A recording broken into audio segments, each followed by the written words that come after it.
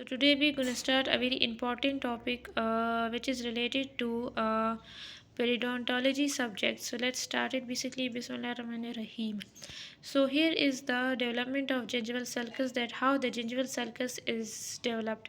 So as we the enamel formation is completed, so we know that the enamel is covered by the reduced enamel epithelium. This reduced enamel epithelium is attached to the tooth by hemodesmosomes, which are actually those structures which connect the epithelial to the basement membrane, and basal lamina is actually basement membrane.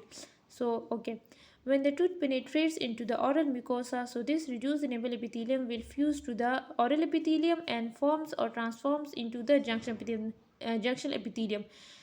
So when the tooth erupts, so this epithelium, that condensed epithelium, will condense along the crown, and ameloblast, that forms the inner layer of the reduced enamel epithelium, and it will gradually become the squamous epithelial cells.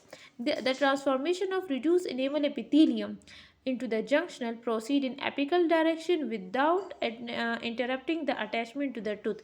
Means it will proceed into the apical direction and will not interrupt the attachment to the tooth. This process needs or completed in between 1 to 2 years. It is this structure, junctional epithelium, is a self-renewing structure, and because of their mitotic activity that is occurring in all cell layers, the regenerating epithelial cells are moved toward the tooth surface along it in the coronial direction to the gingival sulcus.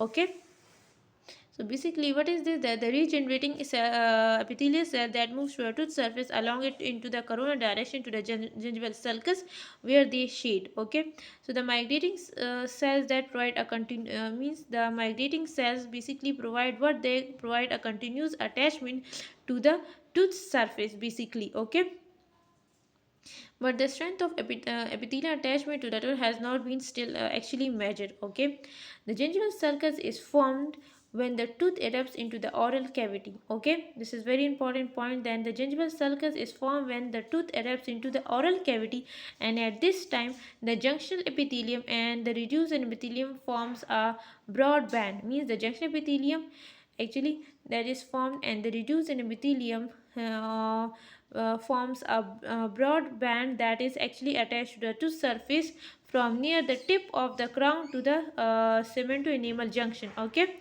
from near the tip of the crown to the cemento-enamel junction. Very important point.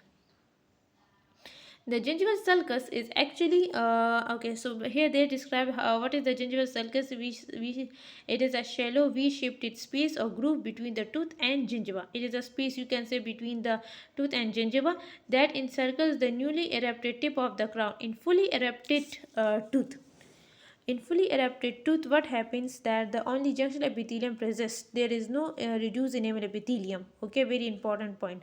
The sulcus consists of the shallow space that is coronal to the attachment of the means. The sulcus is basically shallow space that is actually coronal to the attachment of the junctional epithelium and bounded by the tooth. Okay, on one side, and the circular epithelium on the other side. The coronal extent of the gingival sulcus is the gingival margin. Means the coronal extension of gingival sulcus is the gingival margin. So you know that how gingival sulcus is formed. Okay, and how junctional epithelium actually develops. Okay, so